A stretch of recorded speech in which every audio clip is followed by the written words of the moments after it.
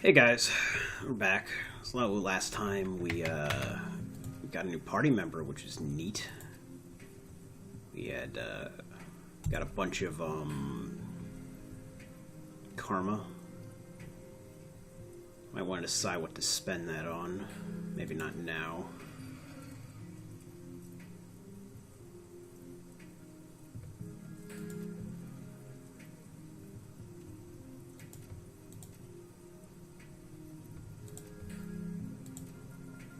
I mean, I was thinking, like,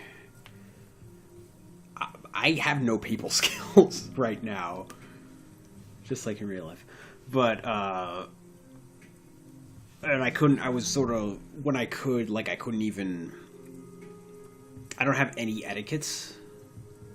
So, let's see. 2, 5, 7.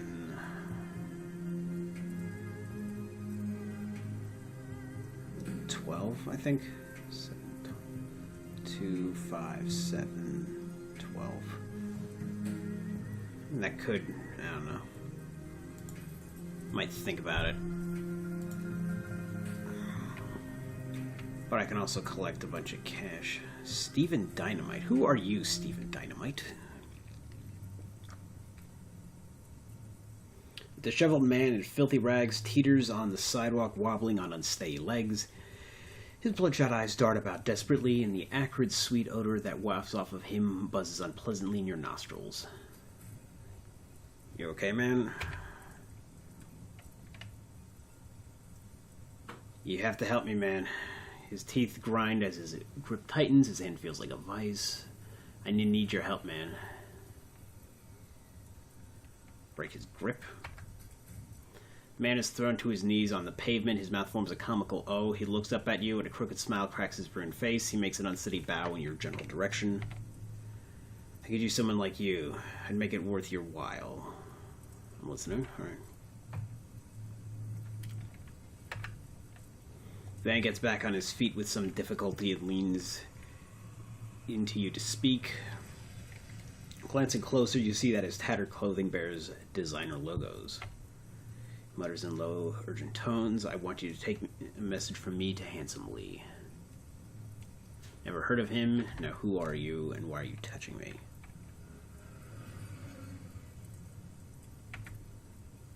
I'm Stephen Dynamite. He nods eagerly, desperation in his eyes. A sluggish tongue wipes itself over the cracked skin of his lips.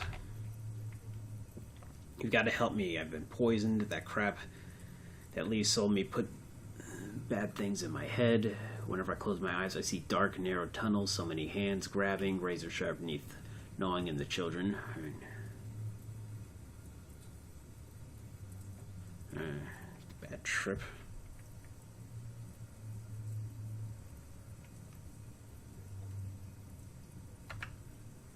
The man gives a hollow laugh. I know my way around substances well enough to know a bad trip when I have one. This is something else. I gotta pay for it. Do what I can. Then tell Lee what he's done to me, that I need relief. Tell him what I want. What do you want? You alright? I want my money back. Money back. Got anything else? Just please come back and please hurry.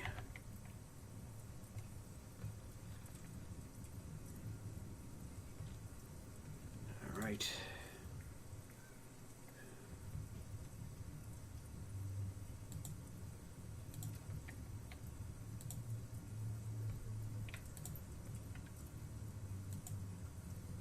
Stephen Lee. The control bouncer manning the doors and alright. Alright.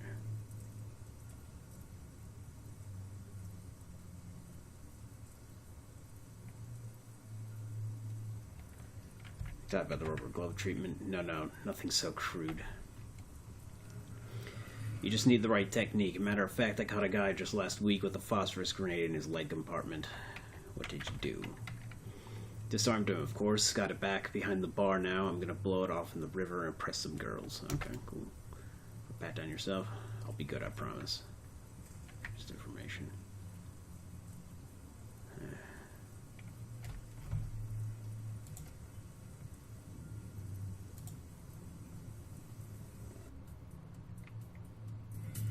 Steven.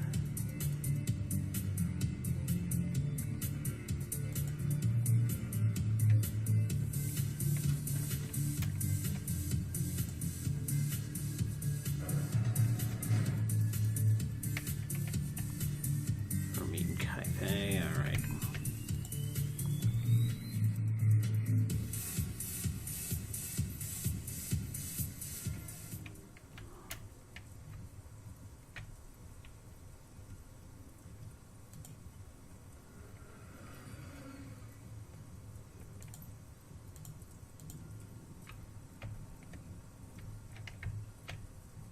Oh, I can upgrade now. Maybe.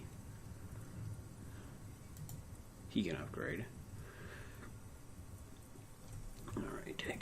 Gaiju gains a defensive ability that adds +2 armor and 1 dodge, costs 1 AP, cooldown 5. That might be useful. The claw ability, Rip, does initial 2 damage, 2 bleeding damage for 2 rounds, costs 1 AP, cooldown 2.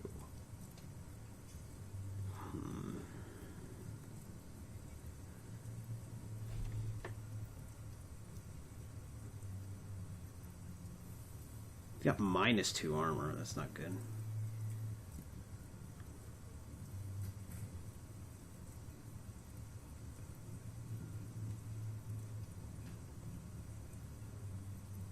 I don't really have anything defensive. I'll use this.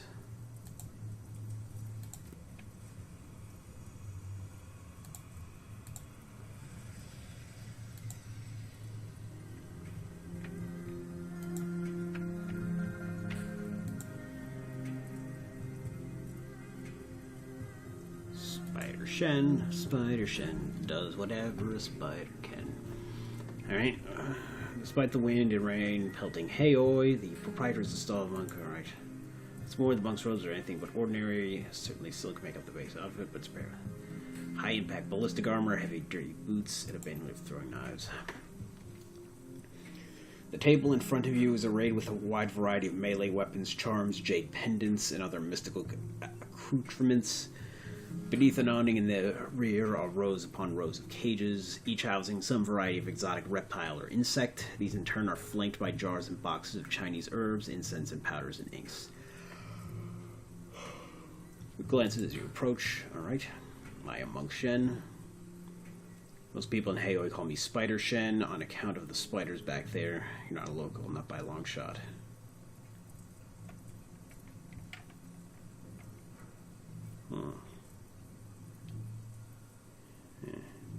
What about it? Shen shrugs and swings an open palm across the table in front of you, so you probably have more reason to buy something than my neighbors, and I'm here to sell, so that's good. Swords, knives, clubs, I sell it all. I make most of these, but if I can't, I've got friends who can. If you need incense or salves or meditation, I make and sell those too, and if your joints ache, I can give you acupuncture, so what can I show you? You sell the snakes and spiders too?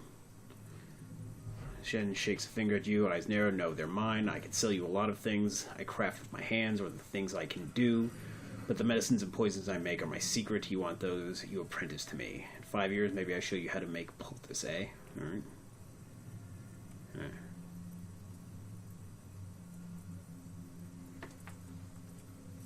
That's... Of course they're secret. These are what set me apart from the rest of the street dealers in Heoi. You want Kramer Bliss, any 2-bit triad punk can make that for you, but I can realign your chi, set your yin and yang in balance, or set somebody else's out of balance with a few drops. To master my skills, you need to learn for years. It's not just following a formula, okay? You want to learn, you need patience. You try to learn without patience. All you do ape the masters. Fingers and points at the cages. You have to understand them to truly learn my art, otherwise you never become a master. Might as well get a skill soft, alright?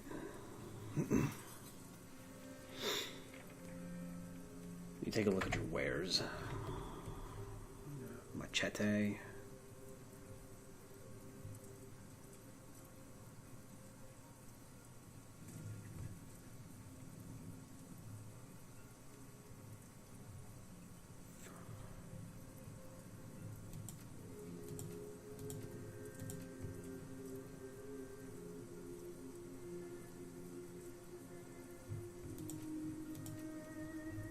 I can't use any of this.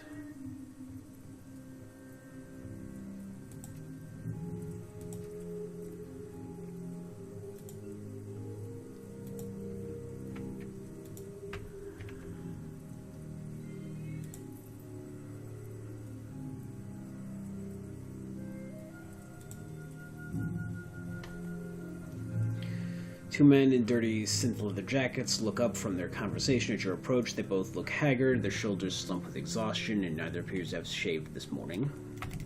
What do you want, woman? We're talking here.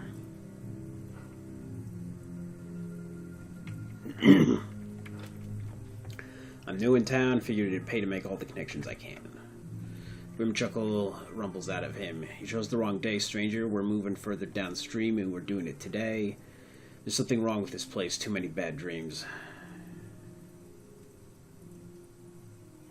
I know what you mean.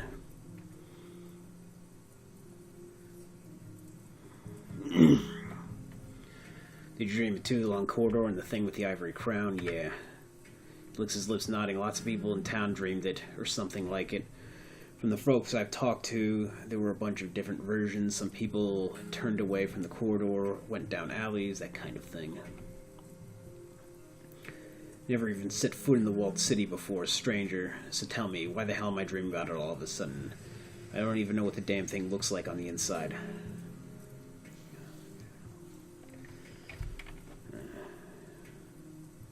I think that there's something strange going on, something magical in the walled city is where it's coming from. He grunts, it's a curse, nothing else it could be. Everybody knows that place is haunted, a living hell full of evil spirits and poison chi. If you're not careful, you wind up trapped inside with the rest of the human garbage. His companion cuts in, you catch a healthy whiff of alcohol in his breath. That isn't going to happen to us, no way, only the lowest of the low wind up in the walled city. So like he said, we're going further downstream. As soon as our things are packed, we're out of here. Damn right, this place is a dump anyway. Let's try our luck in Macau. To hell with this place. Oh, Macau. I wonder if Macau's the gambling mecca in Shadowrun too.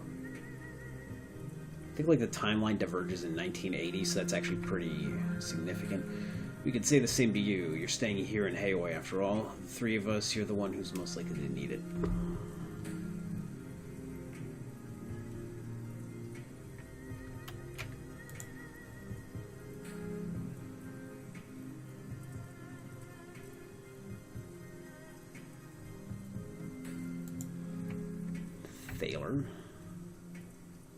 Handsome Lee. Three people, possibly locals, are busily hunched over, avidly discussing something beneath their breath. From the looks of them, they appear to be sailors. Rough-hewn clothes stained by salt, leathery skin, and an acute awareness of being on land. You watch their feet shuffle awkwardly on the docks. The whispers are just ended with earshot. Now I asked Crafty, and she said the same. Them dreams is bad. I think we'll lose them at sea. We're supposed to set off out soon to make that delivery. What if they follow us? You see the man shudder.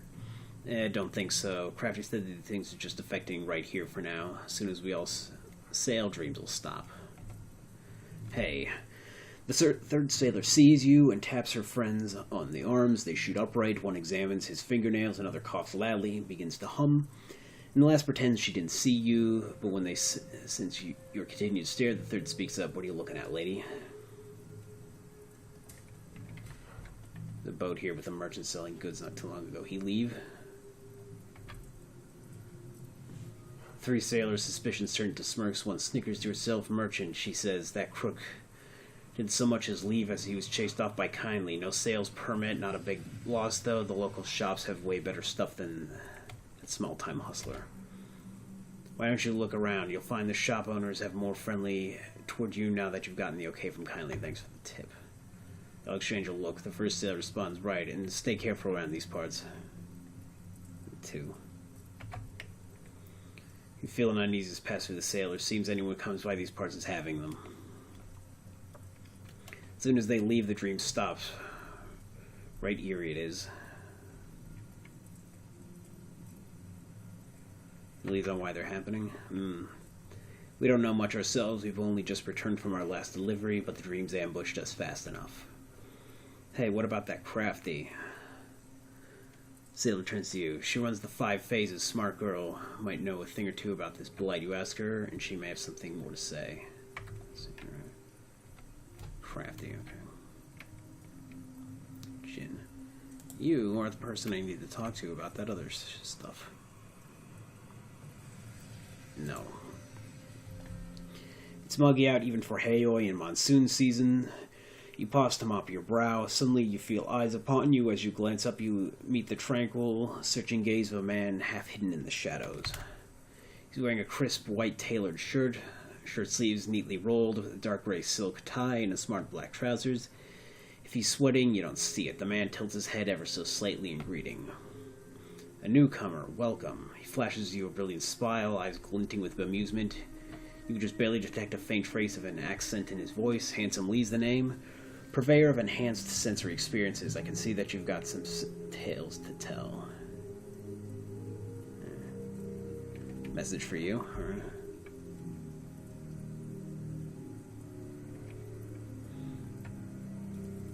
Handsome Lee beckons you closer with a languid gesture. I think I can guess Stephen Dynamite. He coolly raises an eyebrow at you.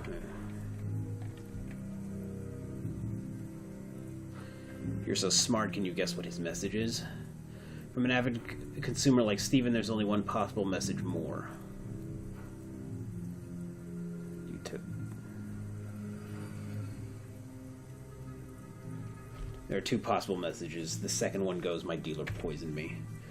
His smile bronzed. With the myriad of drugs that Stephen filters through his system, it's almost an honor to be singled out this way. That said, I seriously doubt that I poisoned him. Go ahead, though. Tell me what he wants. That's Nguyen Beck.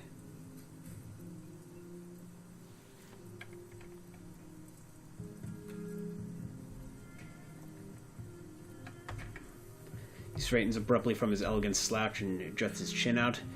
There was absolutely nothing wrong with my latest creation. It was painstakingly designed to alleviate the senses and titillating the spirit, the smooth high that I have indulged in myself. Now, if the unfortunate Stephen happens to dilute my masterpiece with other lesser substances, I can hardly be held responsible. His tone of finality is unmistakable.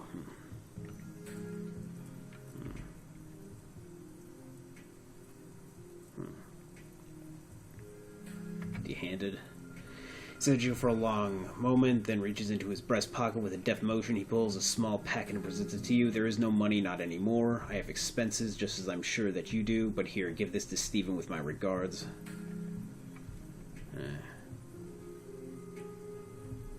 What's in the package? A freebie. That's what our dear Stephen Dynamite really wants. Whether he'll admit it or not, deliver it with my compliments.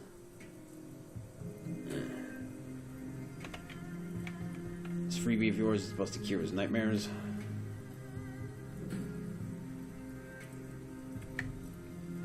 In regards to Steadily, of course not. But it will bring relief, and if I'm not mistaken, that's what Stephen is itching for right now, correct? The youth.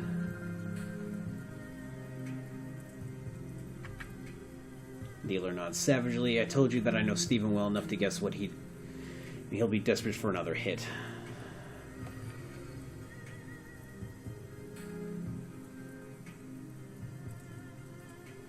So his addiction, the entire problem, is that why he's suffering so much? Lee shakes his head slowly. No. I'm just not surprised to hear from him now. Because it was time, but I can't explain these unusual dreams he's having. Anyway, he holds the packet out toward you and gives it a shake. Take this, give it to him. It should help him, at least in the short term. Alright, Lee, I'll take. Very good. Please let me know if he goes when you're done. It's a narcotic. Healing damage is reduced by 4 rounds.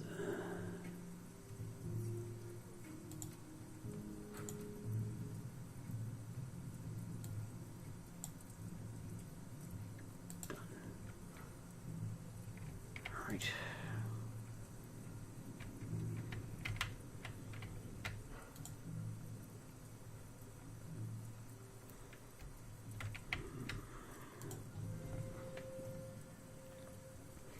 Stephen Dynamite lolls on the sidewalk while he jerks less as he moves. His skin is taken on a gray hue and his chest heaves with each labored breath.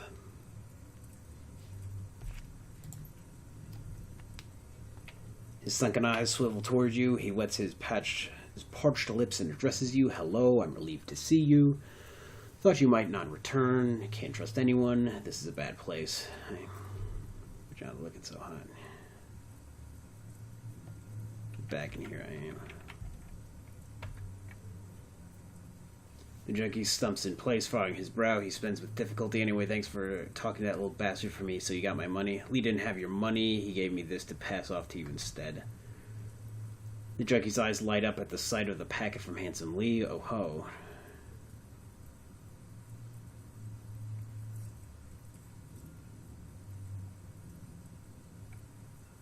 Idea. Man chuckles softly. It's purely circumstantial that I picked drugs as my escape. I just seek out another dependency, so I might as well take Lee's free hit. Packet, please, alright?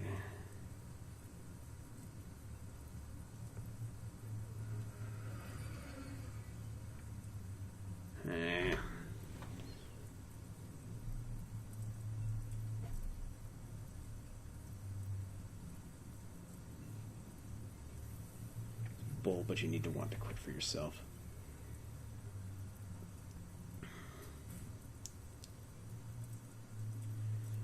The man joins his palms in a beseeching manner. I promise I'll start cutting back starting tomorrow, really. Can't let you do this to yourself. You take another hit and I'm gonna hit you. Got... Oh, I was just saying I'm not good with people. Junkie cowers before you, his eyes blaze with anger. Hope you feel proud of bullying sad sacks like me. I didn't really want that hit anyhow.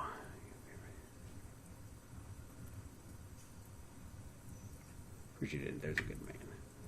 Go on away. Leave me to die in peace. These dreams of yours. I said I'd help you, remember? Except you, suddenly suspicious. You wanted to ask about my dreams. Why?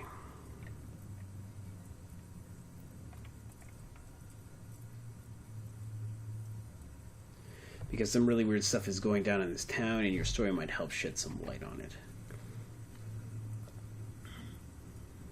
He stares you in the eye, and his voice drops to a sharp whisper. These aren't like ordinary dreams. They're visions. They're so real.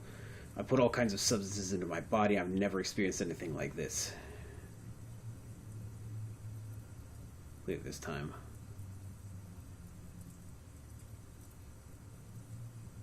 Drugs, Lee.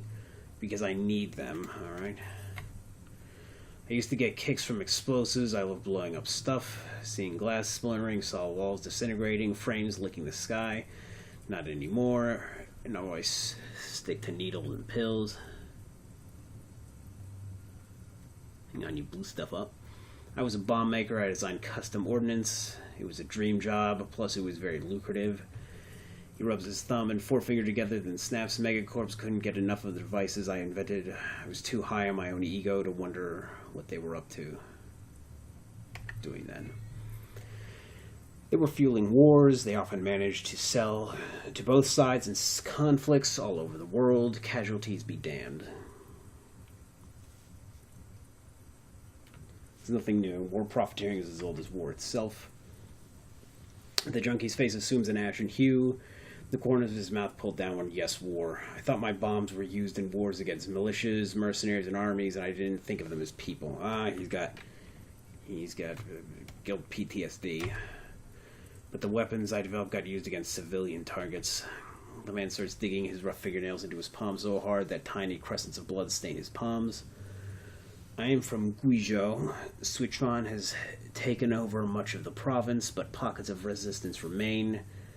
There are big political struggles, actions removed from the lives of ordinary people. Yet the village where I grew up in Guizhou was annihilated. These were tobacco farmers, winemakers, peasants, not military. Tears leak from the man's eyes, tracing narrow lines down his filthy cheeks. I recognized the distinctive patterns, the traces that were left behind. These were my bombs used to shatter the landscape of my childhood.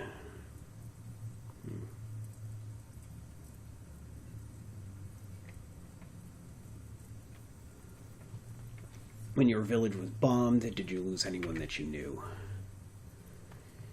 He meets your gaze with red-rimmed eyes. He throws his arms wide. I knew them all, from the frailest elders to the littlest children.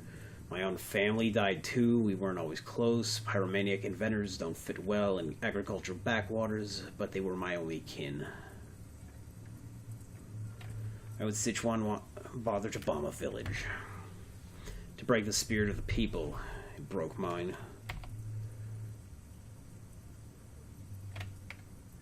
The junkie's shoulders heave and shake, and he passes a hand over his face. Now I just want to forget. The drugs help sometimes. Alright, Steve, I get the picture. Now tell me about your dreams. He nods, though his tongue stumbles and stalls as he speaks. I'm walking through a series of dark, narrow halls. It stinks to high heaven, and I run into more and more people as I move forward. The people are jostling me, but I'm starving, like I haven't eaten for days. I just want some food, so I press on. I start seeing children in the crowd. Children with terrible burns, disfigured faces. All these people are gabbing at me. Grabbing at me. Okay, not gabbing. He begins to tremble from head to foot, and his eyes bulge, and then I see teeth all around me. I feel the teeth on me. Bathed in sweat from the effort of speaking, he cradles his head in his arms. Okay, Steve, I think that I'm getting what's going on here. I guess that must be guilty about the bombs, huh? All of the blood on my hands, I can feel it all the time. I just like bombs. I didn't want anyone to get hurt. He clutches his face, sobbing. Hey, he can make fireworks. Fireworks generally don't get relatively safe, I guess. How am I ever going to make this go away? How will I live with myself? The drugs help me forget, but...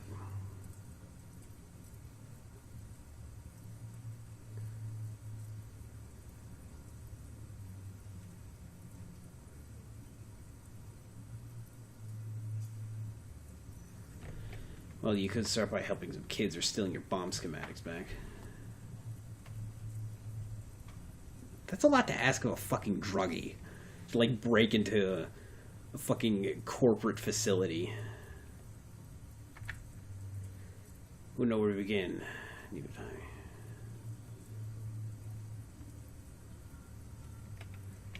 For starters, alright.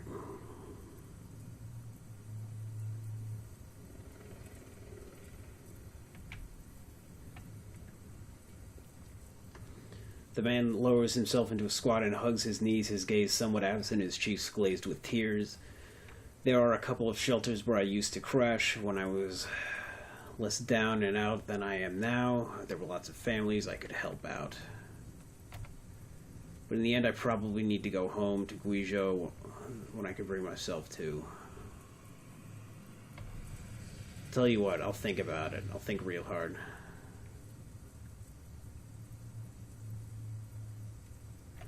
Thinking about it isn't going to be enough. You need to do something. Yeah, I will. His face fills up with something you hadn't seen there before. Determination. I will, I promise. Huh. Thank you for your help. I'll think about what you said. Alright. Wonder if that will... How that will lead...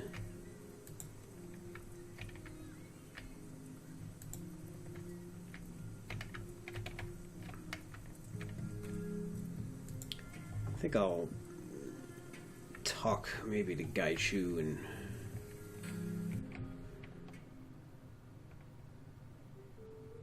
maybe I'll just get a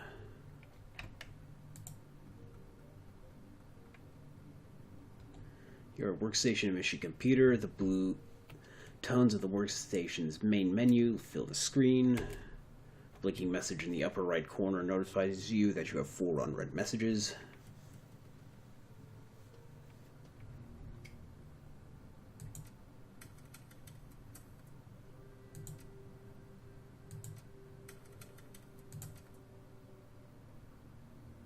Other contacts. Alright, that's not a whole lot, but it's something.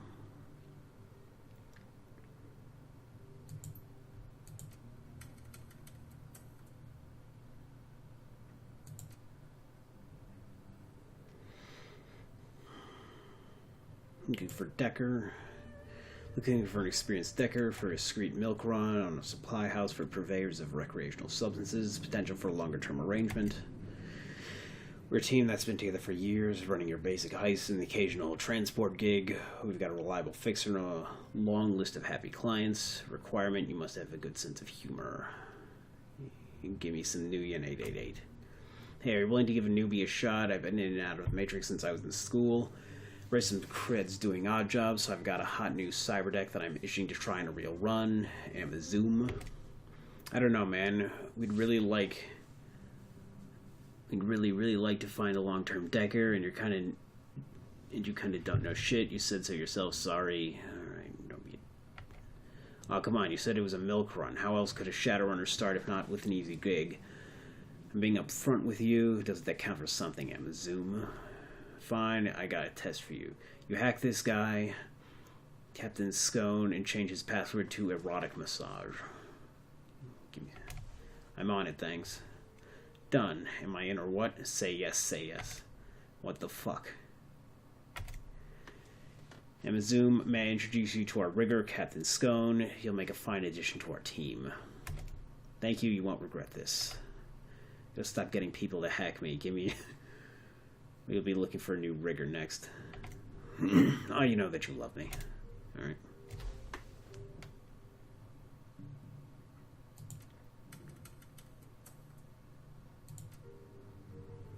New messages.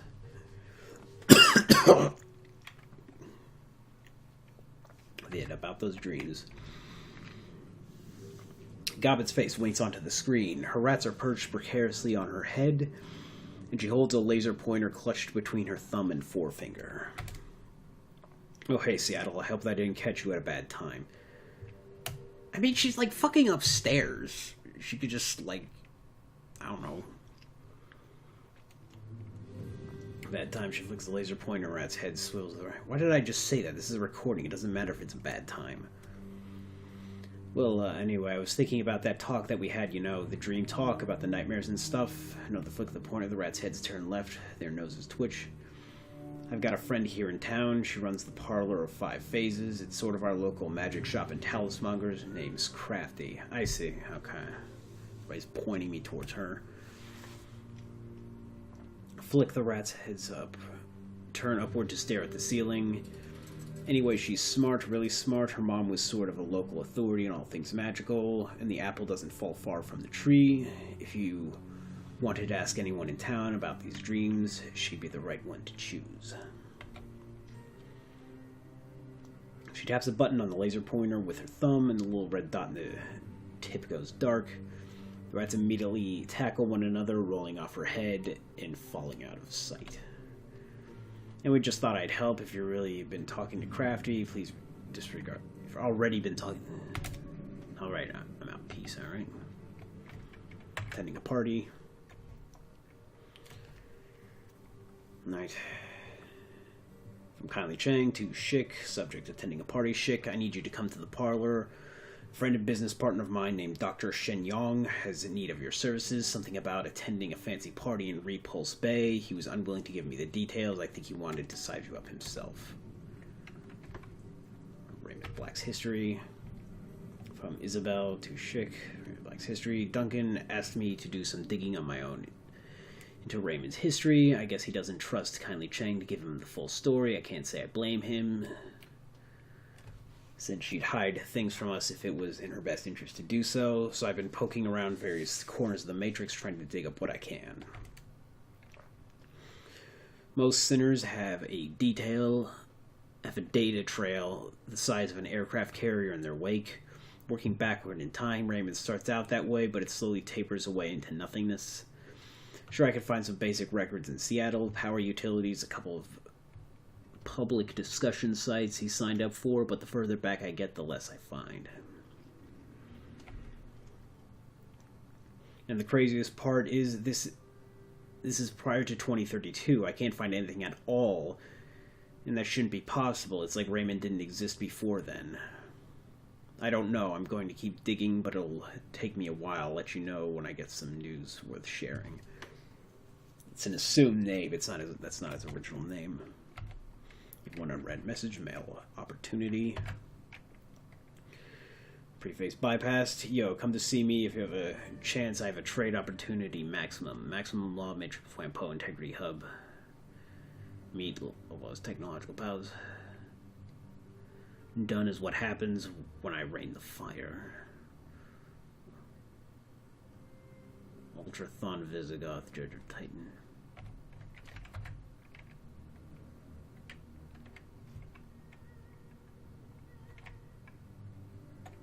Start of murders.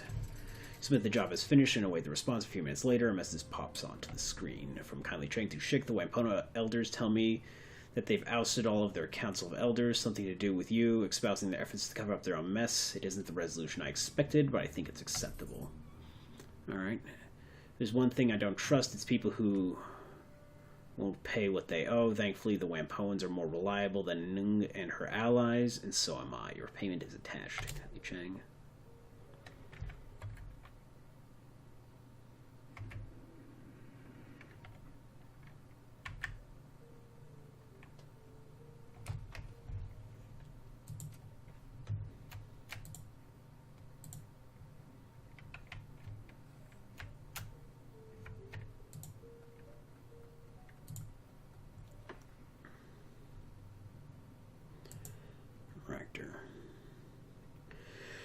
Rector's shop is sweltering hot, even more so than it was the first time he stepped inside. The whir of actuators accompanies the fine motors of the manipulator arms that hang from the ceiling. They are turning an object over and over in their articulated hands, soldering wires and hammering rivets.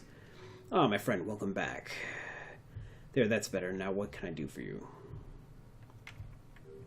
Thoughts about that last run? The Wampoans may be a socially maladjusted group, but I find their philosophies quite compelling. I suspect that there is a fair amount of overlap between their vision of the future and my own. Your decision to spare their elders was a fortuitous one. I look forward to communicating with them at the length about their belief system and the steps that they're taking in accordance with it. Something to look forward to, I suppose. Now, what else would you like? How are you getting along with the other members of the team? Perfectly well, thank you. They all seem competent enough, and there haven't been any major personality conflicts so far. He rubs his chin thoughtfully. So long as they continue performing to an acceptable standard, I can see no reason not to continue our arrangement. It's good to run with a team again.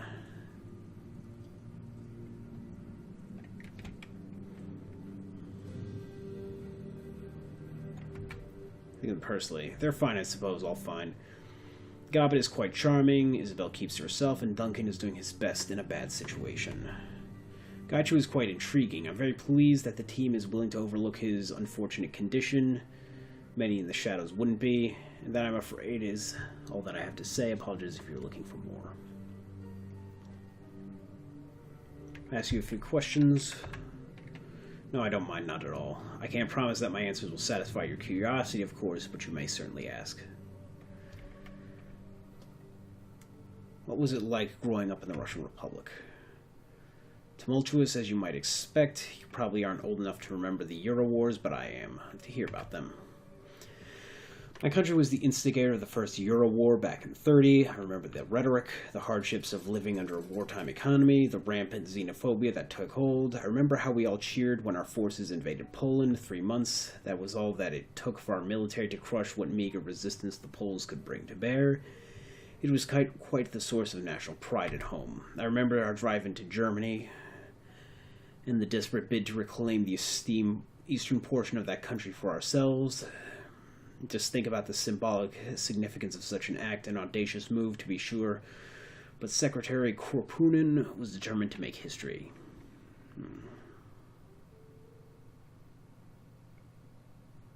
Yeah, in the same way that Stalin was.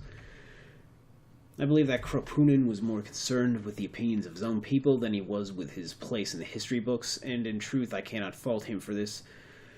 For the 4 months that the war lasted, he did bring the country together, but alas, the Night Wraith incident put an end to our march and sent our forces into full retreat. Night Wraith?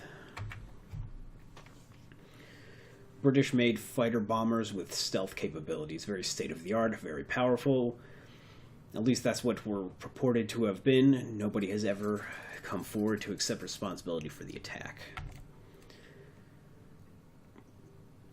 Regardless of who was behind it, the result was the same, wave upon wave of bombings that targeted our forces and the Germans alike, coupled with the assassination of dozens of military leaders, a devastating synchronized operation, expertly carried out all over the course of a single night. At home, viral attacks shut down our power grids. Hundreds of thousands of Russian homes found themselves without heat or electricity in the dead of winter. Koshchei scuttles forward, allowing the rigger to rest his hand on the sloping metal of its chassis. Ractor stares at his own deformed reflection in the metal of the drone's body, a sad smile on his face. I remember huddling under a mountain of cheap blankets that my mother had piled up on my bed. They did little to protect me from the cold, but they were something that I could hang on to. Something tangible that associated with warmth and comfort and home.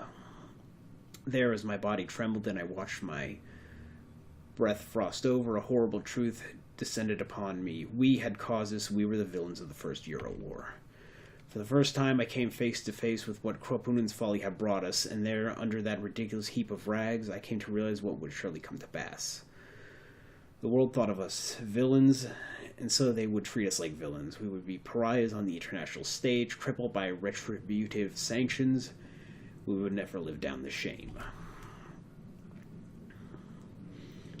He wipes his hands as if cleaning them. A wry smile spreads across his face. And then the AFA invaded Greece and Spain, sparking off Euro War II. I don't know. We redeployed our troops to help repel them, and all was made right again.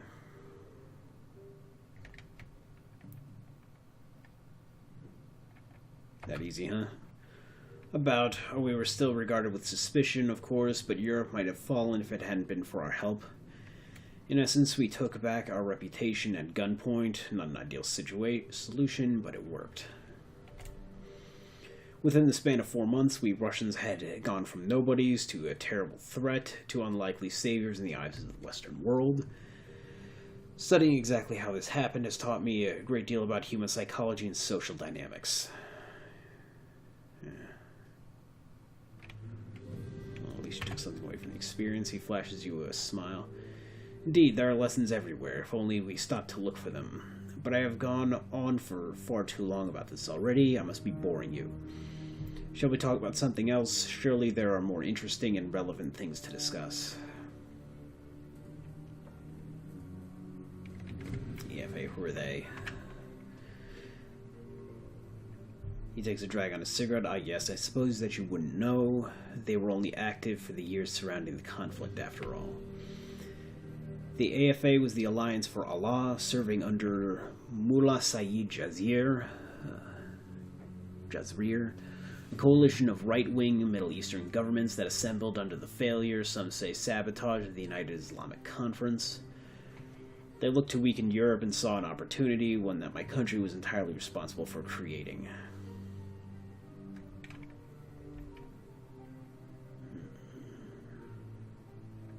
And they launched a surprise attack.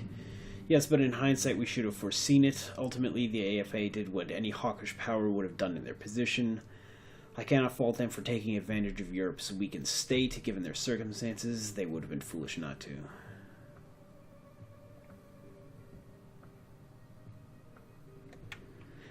So what happened? How did the war end?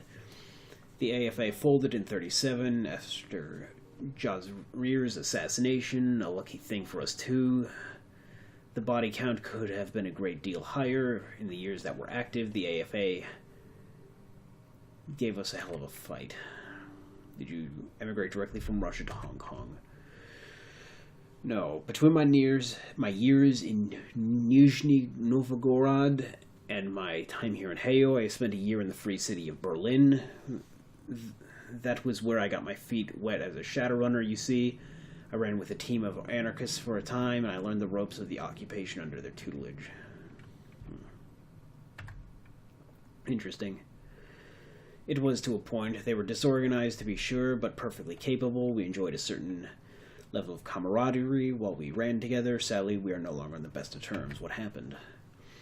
An opportunity arose, and I seized it. In doing so, I left Berlin for Hong Kong, and I did so without much advance notice. My absence made life difficult for them, and they blamed me for their hardships. No obligation to stay. Thank you for taking my side, but I can see their point as well. As I said, my departure caused some complications for them. They said I haven't lost any sleep over it. I merely did what I had to do. He looks away, a wistful expression on his face. Cochet scrapes the ground with its forelegs. Its head is fixed firmly on you. Ultimately, I would say that my time in Berlin was quite educational. Different from my earlier life in Russia, to be sure. As I said, the experience was invaluable. Ultimately, though, Haoi is probably better suited to my sensibilities. How so? Life in Hong Kong is more structured than it is in Berlin. Things make sense here in a way that the flux state didn't. He taps a finger to his temple. I have an orderly mind, everything in its place, neatly labeled and filed away. This approach is what allows me to make sense of the world. To say that the people I knew in Berlin thought differently would be an understatement.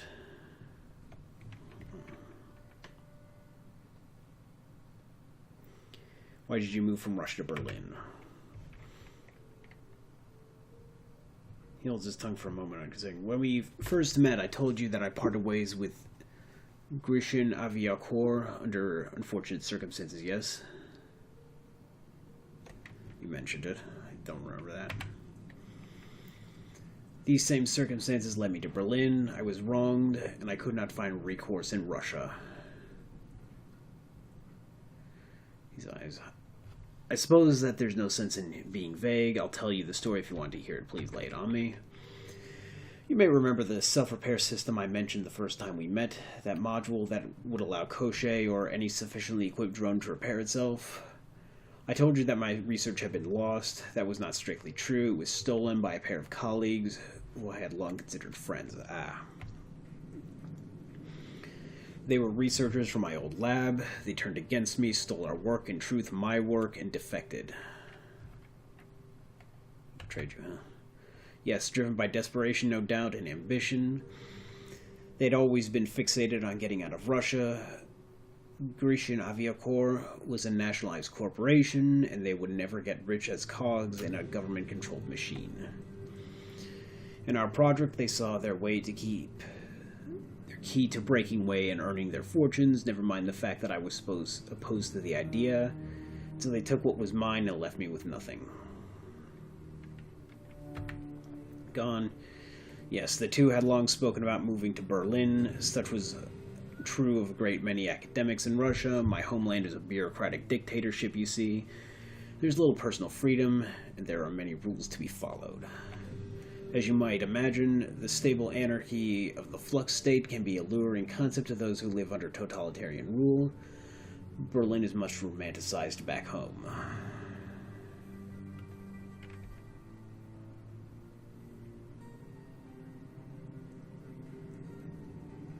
So you assume that your former colleagues had run to Berlin. It was the only thing I had to go on. At best, I would find them. At worst, it would be a good place to rebuild my life. And of course, to establish the web of contacts that I need to track my betrayers down. There's a squeal of tortured metal as Cochet drags its claws over the iron grating that covers the floor. Raptor glances down at the drone and it goes calm. He takes a deep breath and continues. It took me over a year to locate my former friends. It was a long, painstaking search, but it was nothing if not determined. I finally found evidence that they'd used my research as a bargaining chip to secure positions at Ares, and that they were here in Hong Kong. So here you came to Haoi. He nods. I picked up and left the next day. My old team was upset, to be sure. Lucky Strike in particular howled for my blood, but I know where my priorities lie. And so here I am, and here they are, and soon I will be ready to act. And Lucky Strike was the chick from Dragonfall, who was a minor character, I suppose. I really must thank you for inviting me into the team. Your abilities will be invaluable when the time finally comes to make my move, assuming, of course, that you'll be willing to help.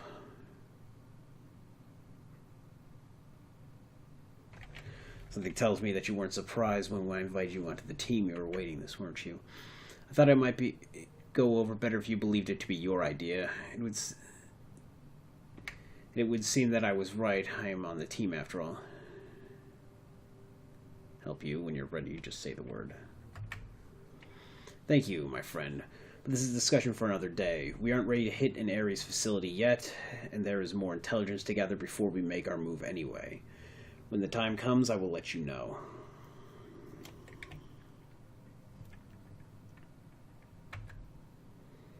Go ahead and ask my friend. I'm not stopping you. Let's talk about something else.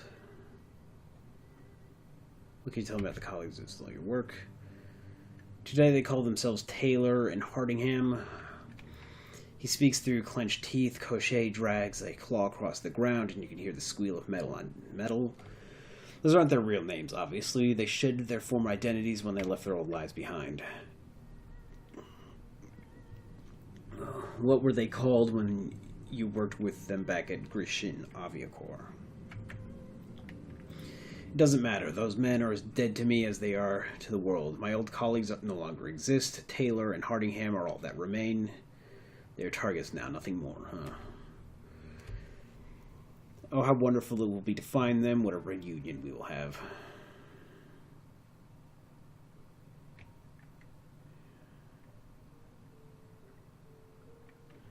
Stolen research means more than money to you, doesn't it? He nods his head. Yes, yes, much more. It was my life's work, and it was important.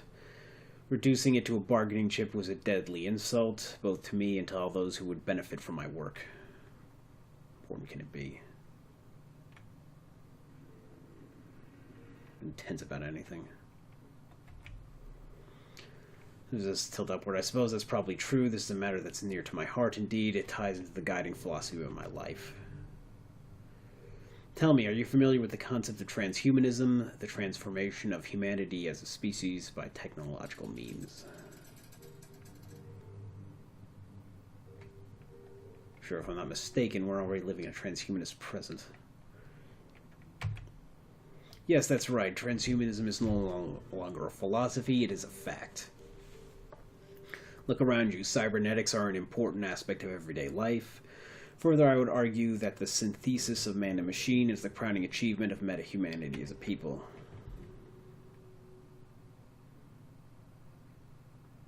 Yeah, why do I have to take sides? I can't be non-committal. I mean, I'm a street Sam, so I might be,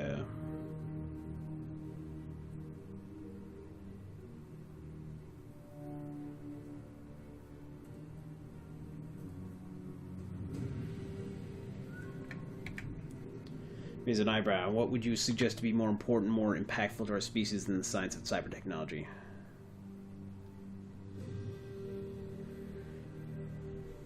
Philosophy. Our understanding of the universe is more important than our ability to interface with machines.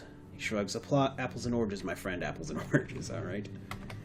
The science of cyber technology, biotechnology, and genomics have fundamentally altered the trajectory of meta-humanity as a species. Through the elective modification and improvement of our own physiology, we can tailor ourselves, our niches that were previously inhospitable to metahuman life. By exerting our will over the composition of our own bodies, we have conquered the mindless trial and error of biological evolution. For the first time in history, there is a God, and he is us. All right. Laying out a little thick there, comrade. And my apologies if my first made you uncomfortable. I feel rather passionate about this subject. You understand it is quite important to me. In such a future, the capacity for unlimited self-repair would be indistinguishable from immortality. You can see, then, why the theft of my research came as such a blow. My former colleagues hadn't just stolen from me, they'd taken my contribution to the future of our species and reduced it to a bargaining chip.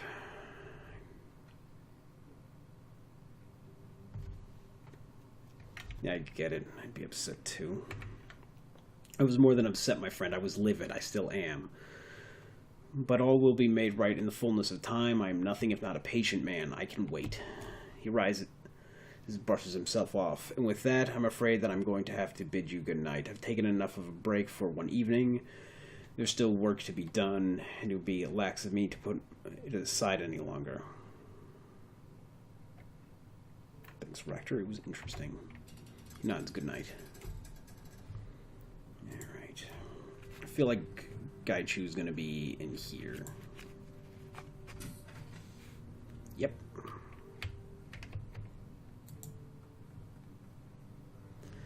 The storage room that functions as Gaichu's cabin is a cramped, overheated mess. Piles of old ship parts share spaces with tarnished cookware, flats of instant noodles, a collection of cast-off clothes, and reams of diagnostic manuals for obsolete computer hardware.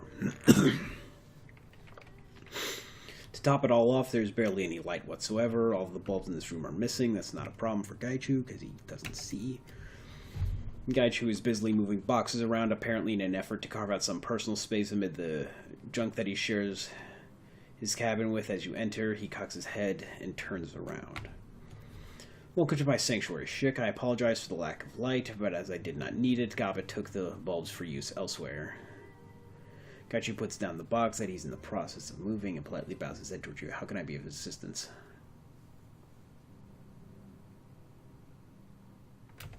Just wanted to see how you were settling in. Gaichu rolls his shoulders in a diffident, I'm not familiar with that word, diffident shrug. I am among those who can make use of my services and who are not attempting to claim the bounty on my head. Is that enough for now?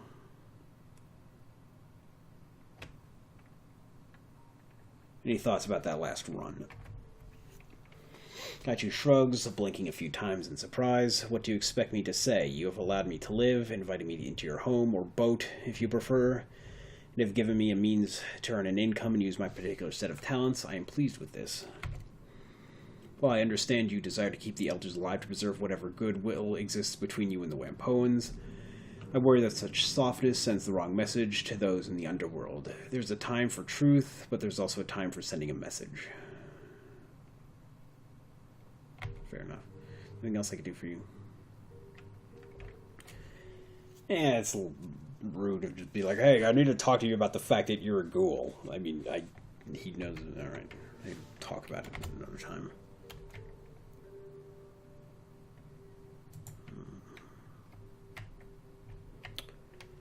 All right. How much money did I have? Okay, 2,000. I talked to enough people. It's been an hour. I haven't really accomplished anything, but I think I'm ready to call it an episode. I'll talk to more people next.